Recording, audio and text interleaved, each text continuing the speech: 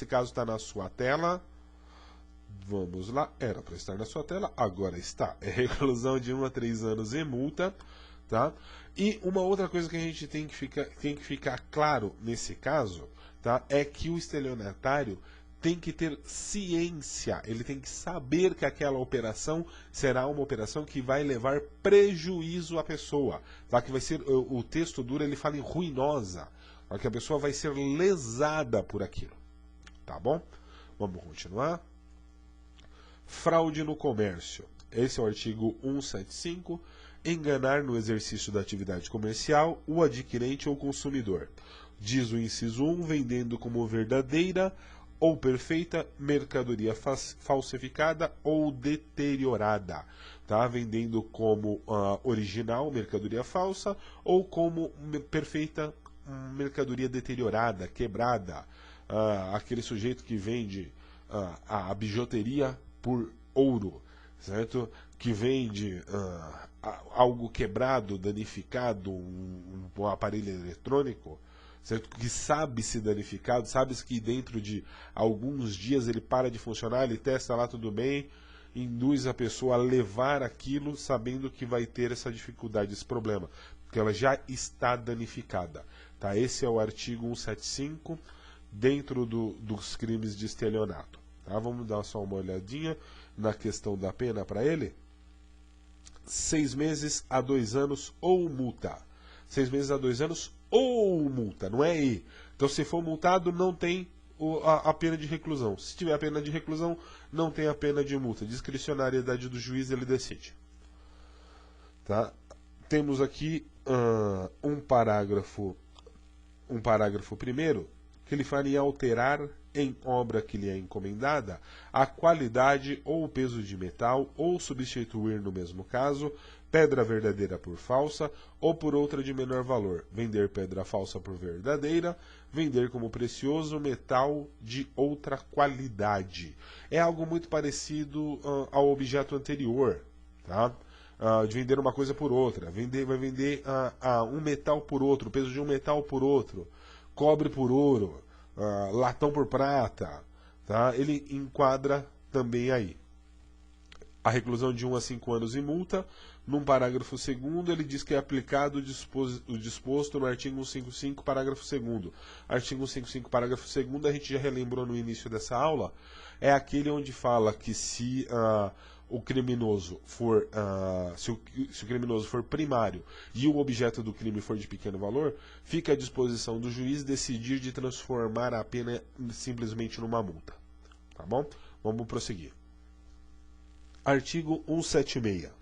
Tomar refeição em restaurante, alojar-se em hotel ou utilizar-se de meio de transporte sem dispor de recursos para efetuar o pagamento. Detenção de 15 dias a 2 meses ou multa. A gente vê muito isso em algumas tradições universitárias, o dia do pendura, o dia disso, o dia daquilo outro. Não tem conversa. Amigo, comeu, se hospedou, dormiu, paga. Não pagou é crime. Certo? Nesse caso é estelionato, ponto e acabou, não tem o que se inventar. Consumiu, a pessoa vive daquilo, você está dentro do restaurante do cara, paga, ponto e acabou. Tá bom? A pena está aí de 15 dias a 2 meses ou multa. Parágrafo único, somente se procede mediante representação e o juiz pode, conforme as circunstâncias, deixar de aplicar a pena. É o que a gente fala das tais tradições. Quantas vezes você já ouviu falar no dia do pendura? Sai todo mundo sem nenhum problema do fórum. Tá? Mas não é bem assim, não é o que vem acontecendo na jurisprudência ultimamente. Tá bom? O artigo 177, promover a fundação de sociedade por ações, fazendo em prospecto ou em comunicação ao público ou assembleia, afirmação falsa sobre a constituição de sociedade ou ocultando fraudulentamente fato a ela relativo. A pena é de 1 a 4 anos e multa se o fato não constitui crime contra a economia popular. Os artigos seguintes, eles vão todos aí nos trazer os incisos, parágrafos seguintes, o detalhamento disso. Vamos tentar entender, na verdade, de uma forma geral, o objeto desse artigo. Sempre que, de alguma forma, as informações que uma sociedade de economia tem de passar para os seus integrantes, para os seus societários, tá? Uma SA para as pessoas que compram ações de forma aberta, para o seu corpo diretivo, isso for fraudado, esses dados não condizerem com a realidade, e sai um balanço maravilhoso. Tá? Na verdade não é nada disso. Muitas vezes esse balanço sai não só para enganar somente os próprios acionistas, mas ele sai para enganar o mercado.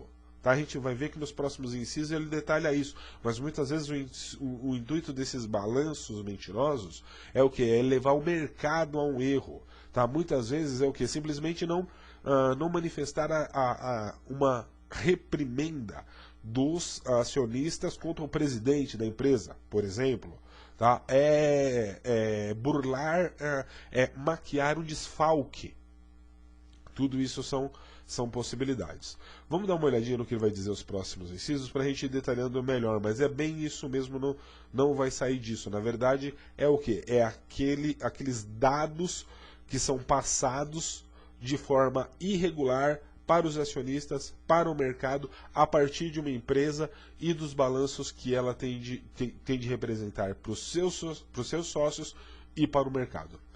Tá bom? Ele vai trazer aqui um parágrafo primeiro que já diz que incorre nas mesmas penas se o fato não constitui crime contra a economia popular.